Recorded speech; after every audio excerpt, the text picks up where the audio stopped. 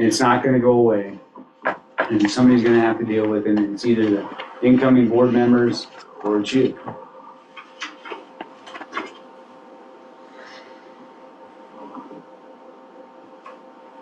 So I think that a potential would be to,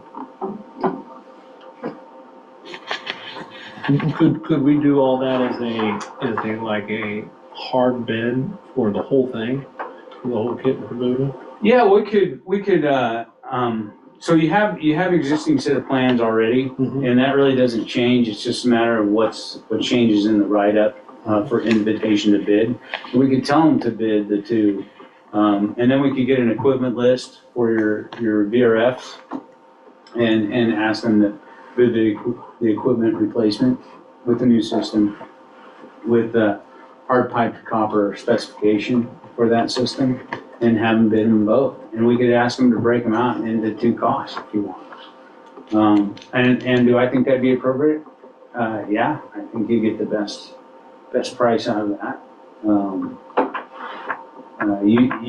you could do it as a design build bid, right? You could have, the contractors do the design bid, and I could oversee it, whichever one, submitted. Now, they are a little bit different, like how they submitted. It's not quite apples to apples, but what they did at the end of the day, that both does the same thing. Like in the case of the gym, your lowest bidder was Ruts Heating and Air, and they're providing exactly the same system at the end of the day. I mean, you're gonna be sitting in the bleachers, you're not gonna notice any difference.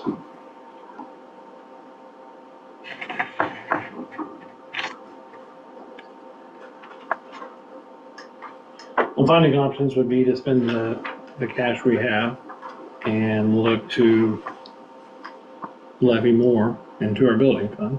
From a budgeting standpoint, both depreciation and special building fund, this is one of those top areas where they overlap. So it could be, those both could be used.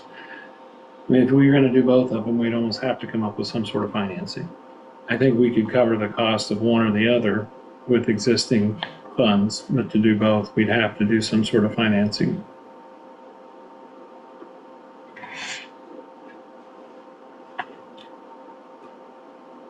I have a question, and I'm just gonna throw this out there. What is the probability of, and what would it look like to consider building a second gym? Like if we're gonna do a bond or something, is that what you're saying? Go bigger. Like, I mean, this cost is so much bigger than our rent to Table Rock Gym. But, we're putting more and more into that transportation, wrestling, basketball.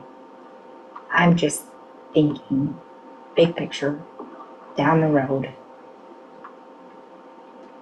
I don't know, just to compare. Anytime anyone internally has ever asked me that, they usually got laughed at. Well, it's a good question. But- I mean, that's one of the problems at Conestoga, in Murray. They need another gym. They actually have two gyms. One's down the road at the elementary school, but they still need a second gym because of wrestling, because of basketball goes on at the same time. And, you could look at the cost of building a gym. I could get a rough estimate of what that would cost. I don't know, I'm just a thought, and like, Where to put it? again, Great question. I actually, I don't know. years ago, I did sketch something. I do think you could squeeze it right over here, right up next to it. It'd have to be something pretty small, but I do kind of sit in more of this practice court, this little What court. about a new lot over here? Well, my thought was then proximity and use that more for the playground area. But Because we own that too, correct? yeah. Right. But I was thinking you could incorporate where you could connect all your buildings also. I was Right. thinking the same thing. Not so much a gym, but it's like we're going to spend $1 million. What's more important?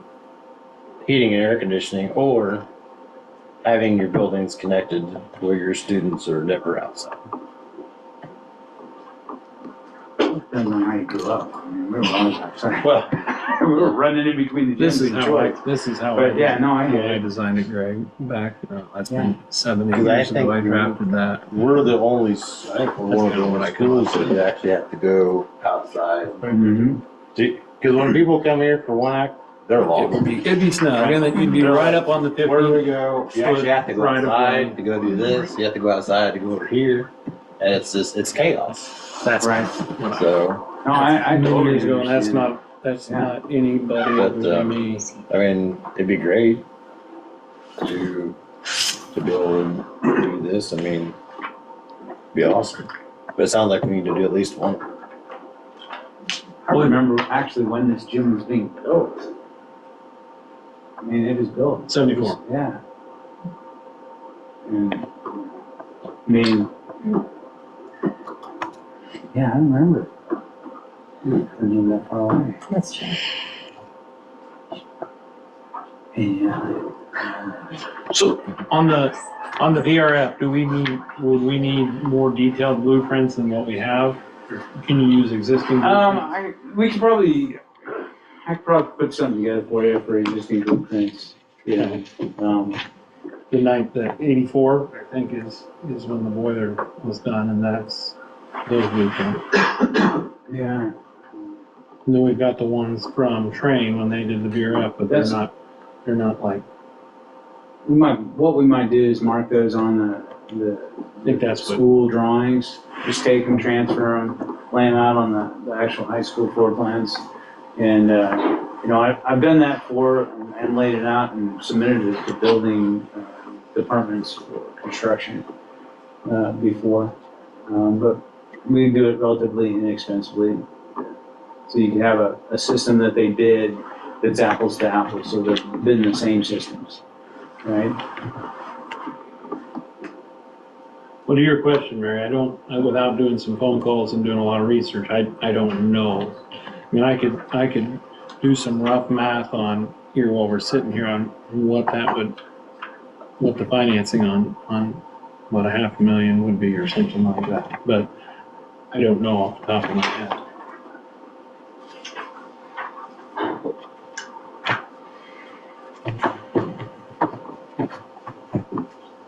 And everybody thinks it's going to be inexpensive. I mean, they just don't realize the cost. I mean, it's crazy. And, you know, and I work with hospitals, and the cost for an air handling unit would be $500,000. And, you know, here you're getting a whole system at least, multiple rooms, etc. But, you know, these are expensive. So before we put this VRF in, it was window units. Of course, they got new windows as part of that bond. That was in 2013, summer of 2013, I believe that was all done. So, or was it 14? But regardless, is there any other options besides the VRF that could be more cost effective, maybe less desirable, that would continue to provide air conditioning in the The classroom? VRF is actually the least, it's the most cost-effective option for this facility. And you start getting into other systems and they'll become more expensive. Real quick. Like, I'll just throw it out there, and I mean, I'm not proposing this, but even if you did back to something like a window unit type setup, or each classroom had its own individual compressor. Is that even conceivable for something like this? No, I wouldn't do that.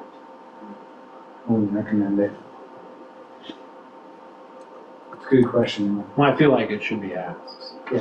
Because I feel like someone will ask that question. your operating costs would be higher with something like that. Yeah, they're really high. Yeah, you're absolutely right. You probably double the electric cost to start. You might cheapen it in one end, but if it's just gonna milk you to death.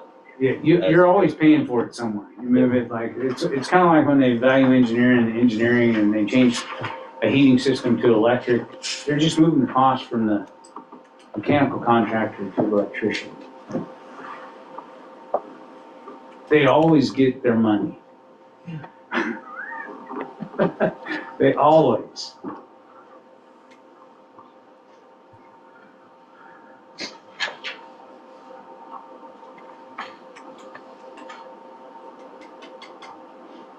Okay, if there's no other questions, I know it's a lot to take in.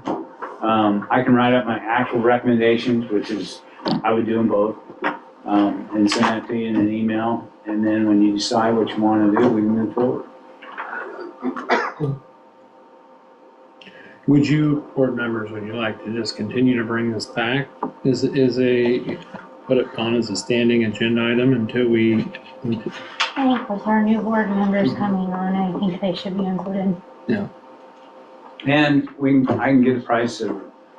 And I don't know how realistic Well, I think that would be, but I guess I'm thinking if we're looking at doing it all, like all this to the main gymnasium, I mean, first of all, is there anything, it looks like the fan motors need to be replaced. Like what would basically keep what's in that building up and running how it is? What would that cost be? And then if we, at all, if it was realistic to look at building a second gym. Absolutely. I think And maybe it's that's- prudent because you are, I mean, you have a good point. You're renting another gym, you're driving back and forth. There's all kinds of costs, not only the real costs, but also costs in time for everybody as well, and costs of families. Some of those you can't put a price to. At the same time, I mean, if you're gonna do this work and you're gonna go after more funding, you might wanna add a gym in the whole process, and do everything plus a gym. I can get a price. There's people out there building gyms, so I can ask a couple friends of mine what the costs are and we can go from there. so it sounds like what we're gonna need moving forward and is we're gonna want to know some financing options. We'll probably update financing, what it might cost for, or what would need to be done through a bond type situation, or do you want to have that information, or do you not even want to go there? I think that would be something you'd probably want to do, just if you're looking at doing a gym. I think that's something to look at. Probably have all the information. That way, yeah, option A or option B. So, or no option Just C. to look at it and say, Okay. this is Well, I mean, if out of our reality right Or you now. could look and say like, what if you levied 5 cents, then what, we know what 5 cents levy does, and then we've worked pretty hard to get the levy down, and so we do have a little cushion right now. But I don't like to keep the levy low too.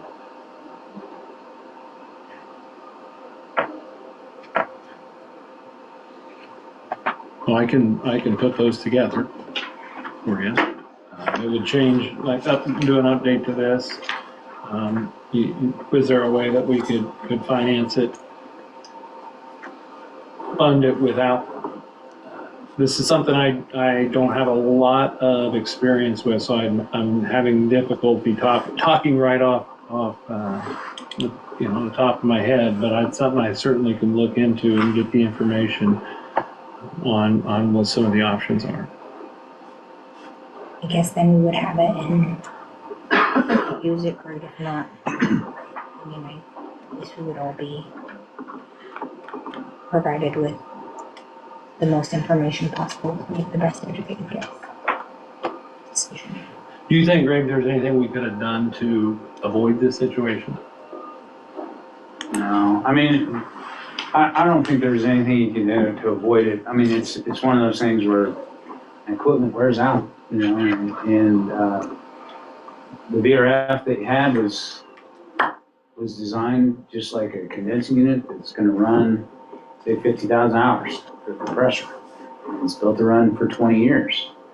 But you can use the 50,000 hours in less than 20 years, if you run it in both heating in winter, and that's the reality of it. So 15 to 20 goes to 7.5 to 10. So what it would really boil down to is if you replaced it, then you want to use your time as a resource on how you're running your motors. You want to keep those Yeah, compressors running as little as possible. Absolutely, and you want to keep the equipment clean and maintained, and to do all that, you, like I said, you put in a sequence in the controls, and just make sure your facilities people shut that stuff off, flip it over to heating, using the boilers at 40 degrees. There's no reason to run it.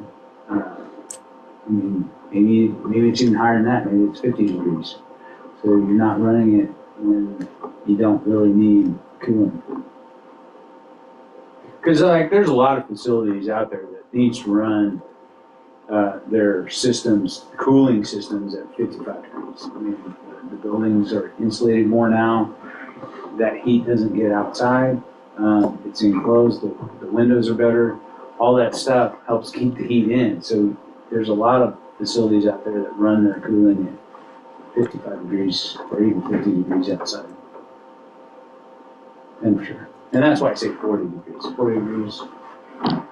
So let's say hypothetically we said we can't do both. That's not on the table. We can only do one or the other.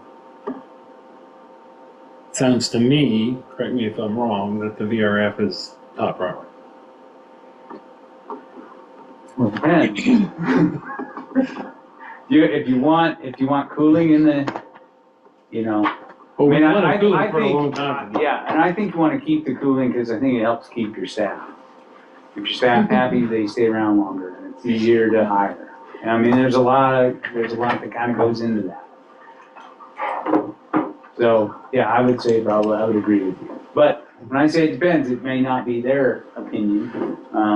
They're still gonna have to do something to correct the boiler and the fan coil units in the gym. You're probably looking at just that boiler connection loop is 60,000. Then you got fan coil units, probably gonna add another 10,000 to get those motors replaced. Now, we replaced the blowers, And a couple of them. yeah, and the locker rooms have Yep. been replaced. Yeah, the motors have. Yeah, it's those other small ones you need to address. Get them back up and running. What about the boiler, the existing, the 74, That Hot needs water to be boiler. replaced. Like It's- 5 years? You're not gonna probably, like, it's on its last legs now. Yeah. Like, and one of the, and this is terrible to say, but one of the downsides to not doing anything is that the building freezes, the sprinkler line freezes, water pipe freezes, and now you gotta renovate. And it's not just insurance, because insurance won't cover all of it. Because they'll look at it and they'll say, hey, you weren't maintaining your boiler, you weren't maintaining your heating system, we're not paying for it. You know, that's a risk. I mean, we're not being reported, are we? Actually, we are. I'm just kidding. But no, seriously, that's a risk, and that's something you have to, that they'll come back at you these days about stuff like that. You know? So, the option of not doing anything ends up coming back to you at some point.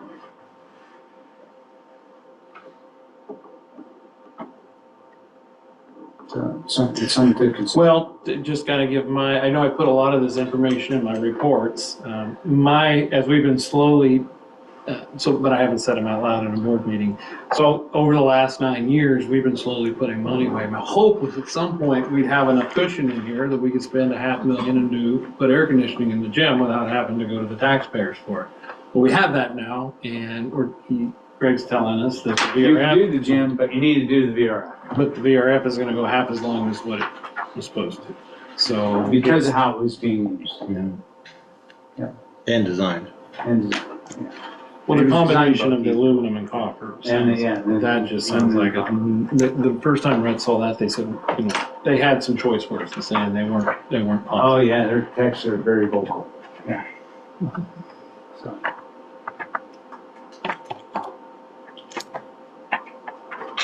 Anything else? Board members? All right, I'll put it together something, probably continue to communicate with Greg.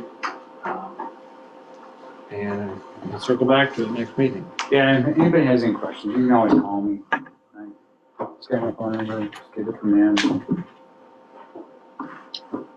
You know, leave a message up, because I don't always pick up, because you never know who's calling. Might be a spam caller. I'll call you back. Okay? Thank you. Thank you. Yep. Moving on to committee reports.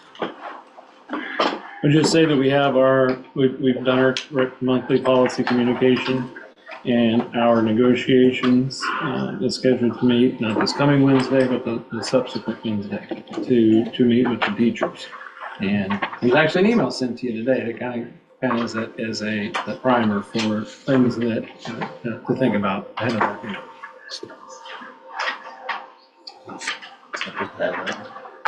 All right, administrative reports, counselor's report. Would there be any objection to moving mine ahead, so since I have supervision? I have a duty for him to get to in 10 minutes. Thank you.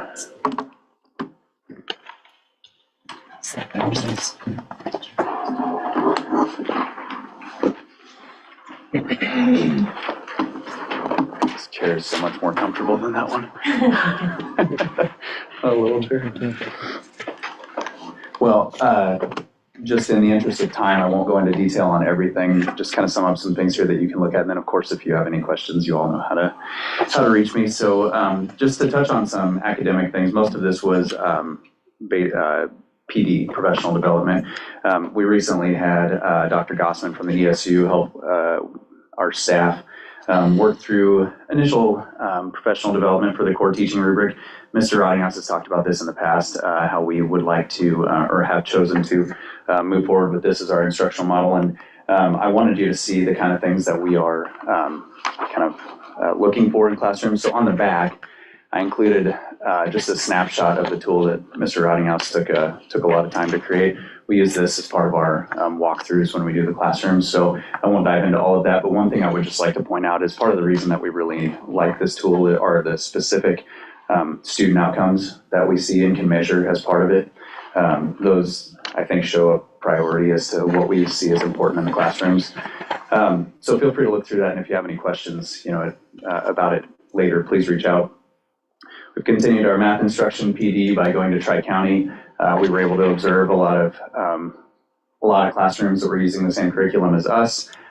We saw some great things that day. However, Mr. Rodinghouse and I both felt like we left that day feeling, a lot of affirmation as to what our teachers are already doing.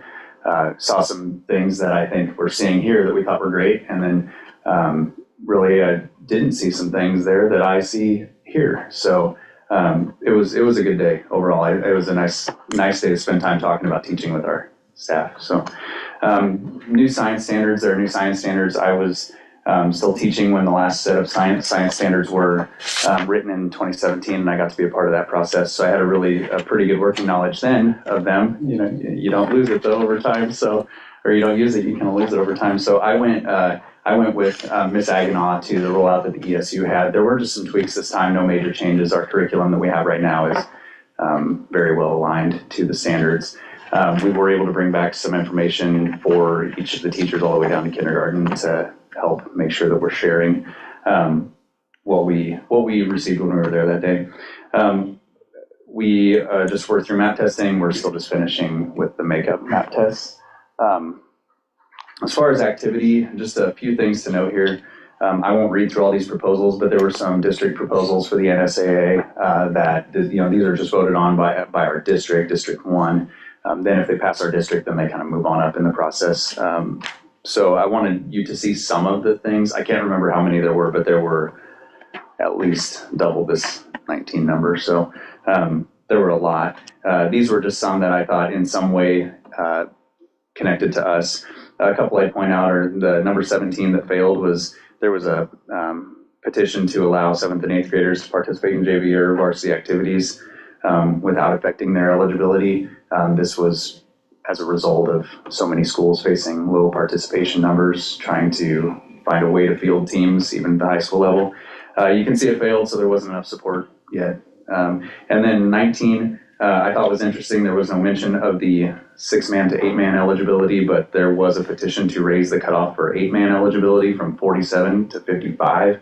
It passed our district, but that's still obviously not gone through the legislative process completely. So if I had to guess, I would say that it would not make it any further, but I didn't think that it would pass our district either. So that, again, the number for 6 to 8-man eligibility, the cutoff is 27 currently.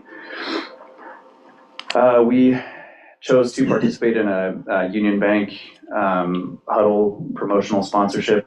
Huddle reached out to us. They had partnered with Union Bank to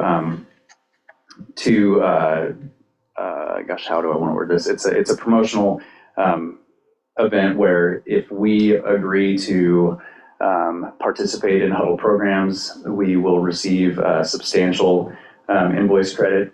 They partnered with Union Bank to make the funding happen. Since they are offering it to 20 schools, since we have a Union Bank in our community, we were one of the schools they initially reached out to. Essentially, they want us to trial a ticketing system of theirs, and they would like us to have their watermark on our streaming broadcast. So, but that invoice credit that we get is almost 20% of our annual Huddle bill. So it was definitely worth looking at. We have a lot of good luck with our Huddle package right now. I get a lot of good reviews about our Huddle usage. I think that the ticketing is something that we haven't really worked at. We've always just been cash at the gate. But it will be interesting to see how people respond to that. We'll still obviously during this trial time take cash at the gate. We'll just offer online ticketing through Huddle as well. So we have to do that for up to 10 events, I believe, to be eligible for this. Play Production just finished their season district runner-up, which is a great season, and they made so much progress throughout. Again, I know that if you ask every single one of them, they're disappointed with the district runner-up finish, which I think is great to see. And that, by most accounts that I've heard so far, that was their best performance of the year. So just an update on basketball records and wrestling. Wrestling only had 3 kids last week, finished 8th out of 12, though, beating Freeman, Palmyra, and Humboldt, I believe, HCRS. Some miscellaneous things that I just like to point to. Paint Your Own Ornament Night continues to grow and be successful. I think that's something great that Mrs. Schulte started 3 years ago, and more kids all the time seem to be participating in that. Families bringing their children. So you can kind of see the numbers there at the bottom. Anybody have any questions for me? Science standards. We can talk later, but Yeah. anything major? No, wording changes and nothing structural. So, yeah. But no, I'd be always happy to talk about them. So, okay. Thank you, Derek. And then after this, I just asked to be excused to head over there. So, thank you. Okay.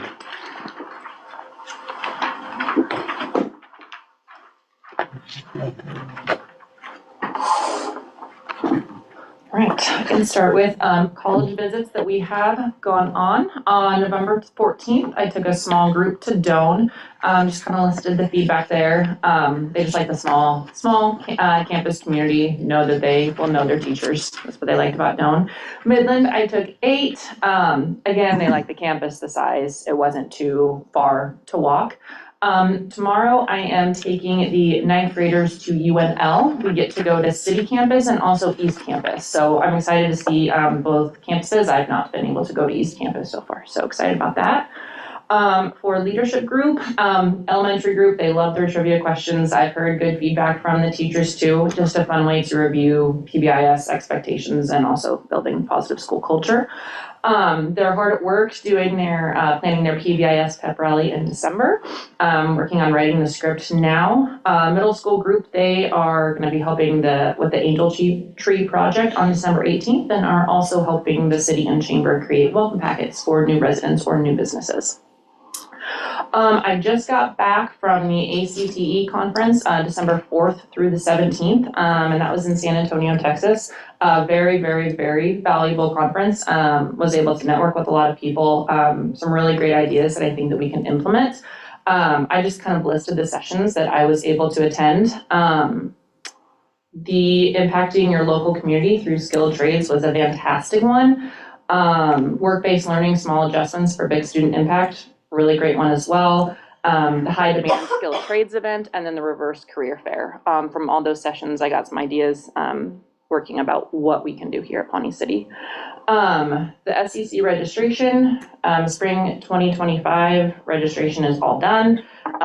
Students are taking a bunch of different classes. Some are web-based, some are Zoom-based or in person. And those classes are used for certification programs like welding or to articulate into post-secondary institutions. So, Saturday, if you have any kids that need a community service opportunity, we have our Youth Across America. Okay. Okay. Contact me. okay.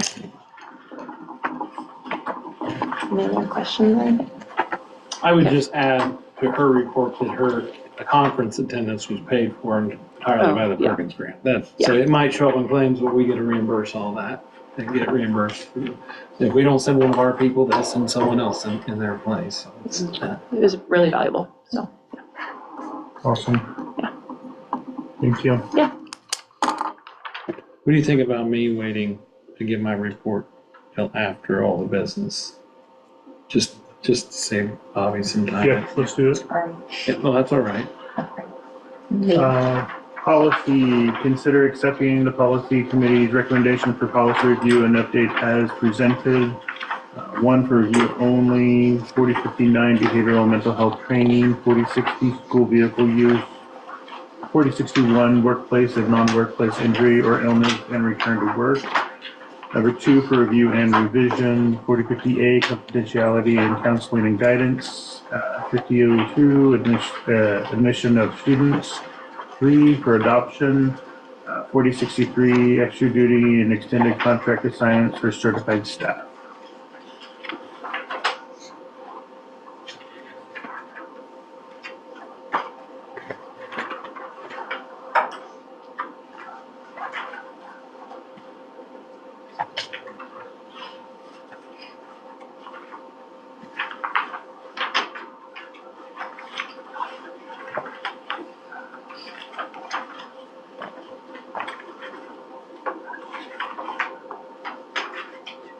I move to accept the policy committee's recommendations for these policies as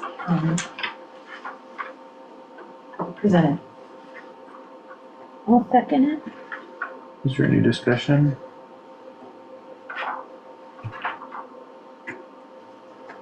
You have any questions? Discussion? Mary, have any discussion? No. Bobby? Mhm. DW? No.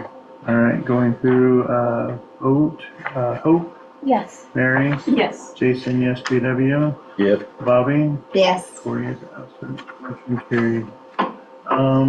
New business, consider accepting the request from the Pawnee City Education Association, PEA, to be recognized as the bargaining unit for the 2026-2027 school year. I'll make the motion to accept the request as presented. Second. I have no discussion. Mary, do you? Nope. Anybody else? I would just add that they are being advised that they should, since you negotiate a year in advance, you should be recognized a year in advance. So it seems like it's 2 years off, but it's really only 1 year. And that's why they're doing it. And then they'll probably get in, some people are kind of a year behind. And so they'll get into a routine of doing it in the fall, a year prior, each year. Sounds good. Voting, Mary, Yes. Jason, yes, JW, Yes. Bobby, Yes. Corey is absent. Hope, Yes. motion carried. Consider approving the renewal contract for Superintendent Brian Ridinghouse as presented. I'll make that motion. Second. I have no discussion. Do you? Oh, actually, I do. We have not negotiated, wages for the teachers, so, we don't usually do that.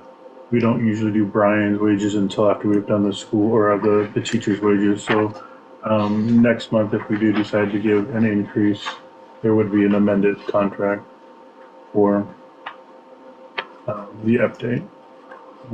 That's all I have. I don't have anything. Anybody else? I would just say the only reason I put this on this agenda is because it's in my contract that I have to. Mhm. And so that's Yep. why it's on here. It's an And our negotiation, our teacher negotiations is later than it has been in years past. So usually It's done by now. now it's finished. So. All right, going ahead with the vote. Jason, yes. JW? Yes. Bobby? Yes. Corey is absent. Hope? Yes. And Mary? Yes. Motion carried. All right, then we are back to Brian. All right, I'll try to make this quick, but everyone knows I can ramble, so I figured I'd give Bobby an out. While you're still here, Bobby, what Mrs. DeGraff keeps asking about a board photo. What do you guys think about trying to get one in January with the board meeting? Sounds great. So, I don't Sorry. think we'll be able to, will we, with not I was having a full gonna say, board? we won't have, we'll still have that. We won't have. a oh full yeah, board. because of today's news. Mhm. Yeah, I put it on there for that reason, and then that was last week. Oh, so let's wait then. We're gonna have to. All right, but to that point, I forwarded an email to everyone today. Corey Hatfield informed me in that email, which you all received as well, that he has accepted another job which will detract from his ability to serve on the school board and doesn't feel that it's right for the district for him to be in that role if he can't be here on a regular basis. Hence his presence not here tonight. I told him typically you don't amend an agenda. I think that's the law. Or add something to an agenda 24 hours before a meeting. I think technically the board could act on it as an administrative report, but I think the wise move is to give time for that to be added to the agenda. That also then, the 45-day replacement requirement doesn't go into effect until, I found that out when we put Corey on. That doesn't go into effect, or that doesn't start counting until the board has officially acted on the resignation. So that would give the board time then to, can't be published until after it's voted on. Then I would put it in the paper for the following week in January, and then it would give opportunity for however you want to solicit people interested in that position.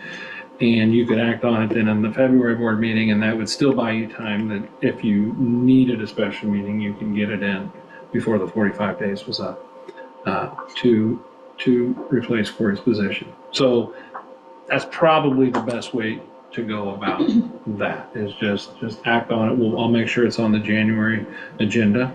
And that also ensures that the new board members have the opportunity to not feel quite as rushed on being involved in that decision and have a say in how we want to go about.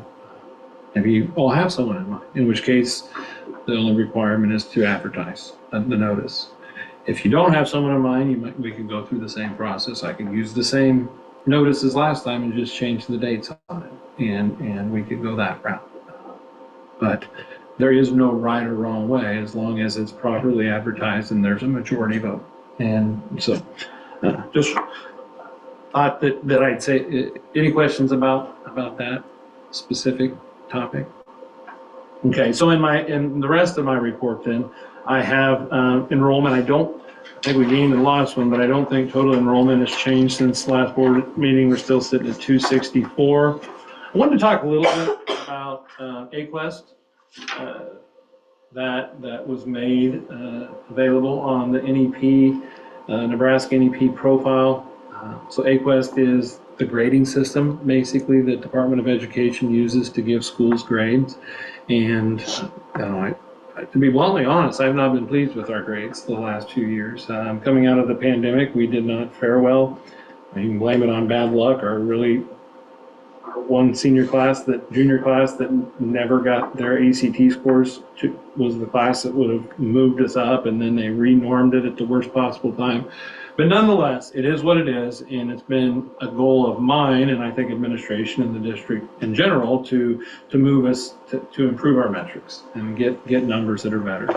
And as Department of Ed looks at scores, there's really only 3 areas that they look at. They look at state assessment scores, which is MCAS growth. At one time, they were talking about from all 3, from the fall, winter, and spring, but they only look at the spring on grades 3 through 8.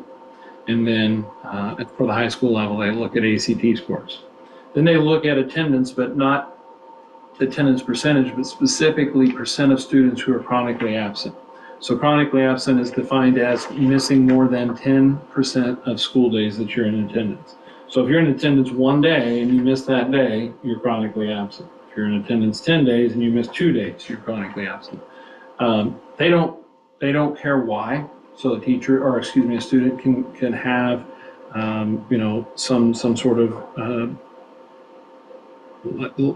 condition or a virus or something that requires them to be home, or on a family vacation, or death of a loved one or something of that nature, and they still, if they look at it towards chronic absenteeism. So if you hear some people grumbling about getting text messages or from the school and alerts from the school, and just that we've really been badgering people about when their students' attendance falls below 90%, well, we have been, and that's one of the reasons why, because it's one of the 3 metrics they look at. And the 3rd metric they look at is graduation rate. Sometimes we don't have any control over graduation rate. A student moves to another community and never enrolls, and we're the last. If we are the last school of record, then it counts against us. If a student drops out, we have to have a conversation with them about why that's not good and what the economic implications are. But odds are, if they've requested a meeting with me and they filled out the application, they've already made up their mind.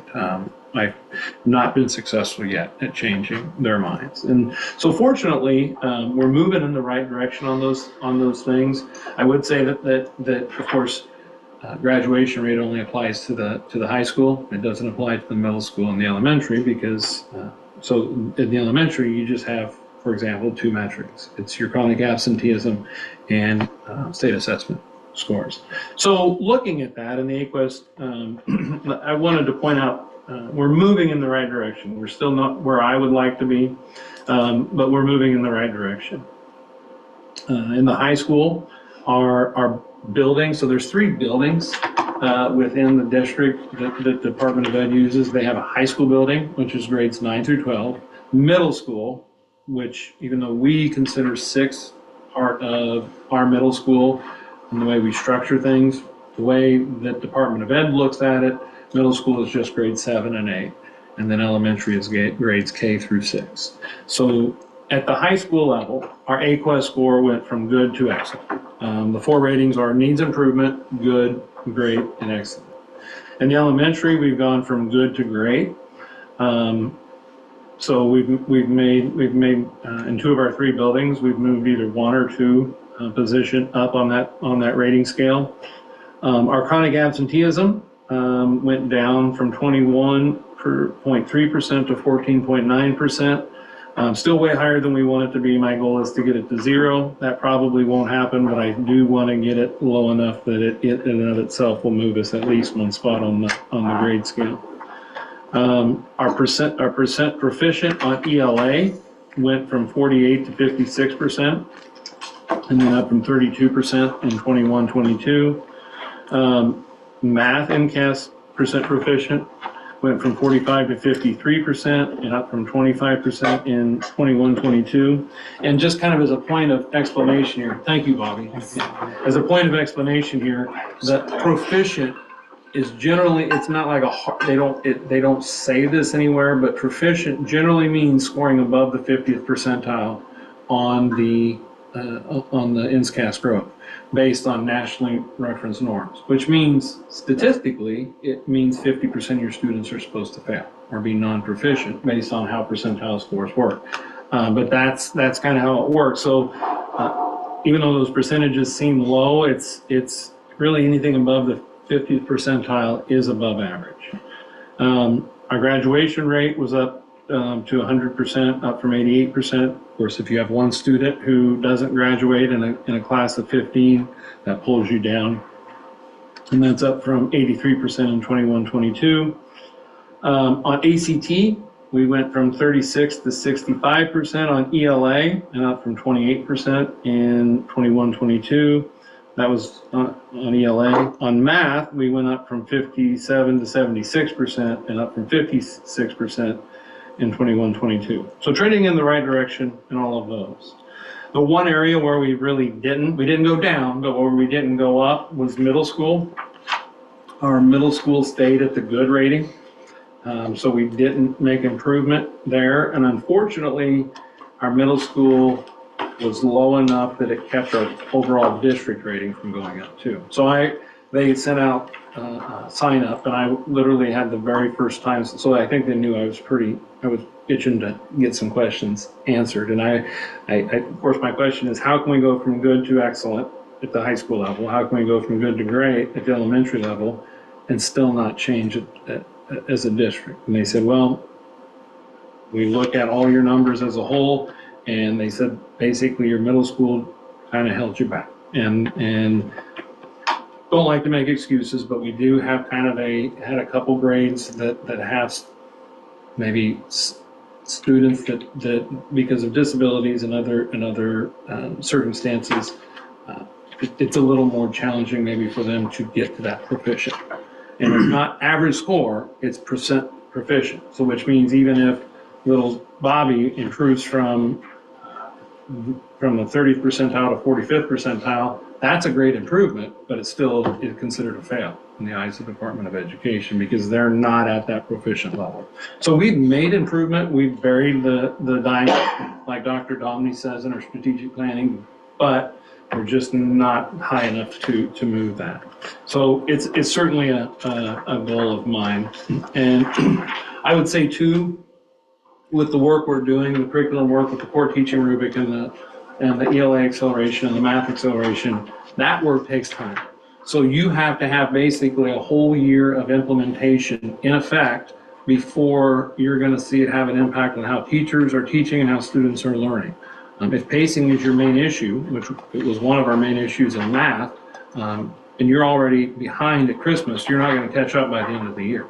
So you're not going to have that impact until the following school year, which won't be reflected on state assessment scores until that subsequent spring, which we won't see in our AQUA score until the following fall. So you really have to be 3 years into the process before you see noticeable changes. And it can be a little bit, from my standpoint, it can be a little bit discouraging, but so I think it's important to explain to people that it takes time.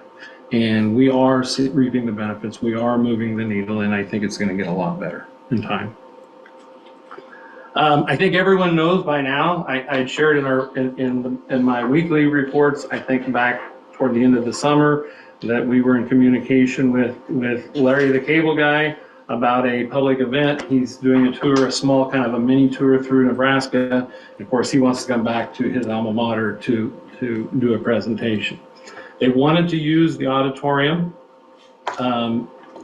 because they wanted a place with a defined number of seats where they could say, we determined, I think we have 489 seats, and they wanted to sell 489 tickets, not one more, not one less.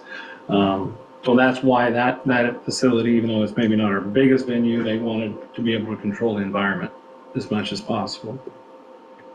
They also said that all profit, it would go back to the school, that Larry, the Cable Guy, would pick the beneficiary of that, but it would go back to the school. So after they paid, he's not going to make any money off of it, but after they paid for like security and facility use fee and those sort of things, after they've done all that, the profit would go back to the school. They did name, because Larry is big into the performing arts and he gives a lot of money towards performing arts, they did decide that they wanted that profit to go to the play production program. And before I was here, I know probably about 2015, Dan Whitney gave a large donation, about 20,000 at the time, I think. He has a plaque above the one of the doors. And I think that we can go back and forth on that, but I really think that's what paid for the curtains and the can lights originally, or portions of it. It was the lights, I know Lights. for sure, I don't know about the curtain. Maybe it was just the can lights then. Of course, LED wasn't a thing yet then, but, so that, yeah, and so it's not uncommon for him to want to do that. And so they said, well, we can do the ticketing, and we can charge you the cost of doing that, or we can let you do the ticketing and you give us the money, and then after we pay everyone, we give you the money back. And so we were able to use our new Vanco RevTrack system, which would just went into effect this year for the ticketing. So with one little hiccup, I thought that Why did we change to that system? because eFunds was not good for point of sale. So eFunds was what we used to use, and eFunds was tied to PowerSchool accounts. So if you're paying for lunch, eFunds worked great. But if you wanted to pay at the concession window, or if you wanted to use your credit card to pay at the gate, there was no real convenient way to do it. So this was kind of, what is it, Square? Is it Q or Square? What is the Square, the commercial version? This is kind of the non-public version. I was just curious. Yeah, so 'cause that's a great I went to question. pay my lunch bill on it, and the fees are like astronomically high. I think the percentages though are about the same as what they were for eFunds. eFunds were really high too. Not if They were you not didn't really- use your credit card. Really? Yeah. Oh, so it's the. So it's like really Funds high for- no matter which way you do I it. see. So I sent a check. Because That's I how was it is. like, wow. Yeah, with all businesses around town that are using, they're starting to charge you their fees now. Yeah. It's- It Well, was just. We talked about keeping eFunds for just lunch, but then we were like, do we really want to have two systems? Right. And- I understand. I just was But that's curious. why, is we wanted to kind of go to a system that was more user-friendly for people other than for, Makes sense. and the way eFunds was set up, there was just no good way. There was no way to like program in a menu, say at concessions, and just hit a button and have it charge that amount and give a receipt. It would expect you to associate that with some student with some PowerSchool account, and well, that doesn't. It opens the door for more point of sale Sure. options, and as more and more people carry only plastic, it's kind of more and more schools are using that. And under state law, public entities cannot assume the finance charge, the Sure. transaction fee, so that has to be passed on to the Sure. consumer. But so we were able to use that for the ticketing as well. And I think with one little hiccup, because we've never used it before, I think we worked through it pretty quick and it worked pretty slick. So hopefully that works on the QR readers, and but when we come to the actual entry of people. I would point out too that the One Act, they have to be at least 16 years old, but the members of the One Act team are going to help run the event. They're going to do the lights. They're going to help with kind of the background stuff, because they are the beneficiaries of it. Then it's a good opportunity for them to kind of do some theater stuff hands-on, but it's also kind of a little bit of work on their behalf to be the benefit from that funding. The only other thing I would say in my report is I've included our ALICAP annual risk and safety report. Really positive feedback, honestly, from our representative who does this part of the country. I've included that in the packet if you wanted to read through it.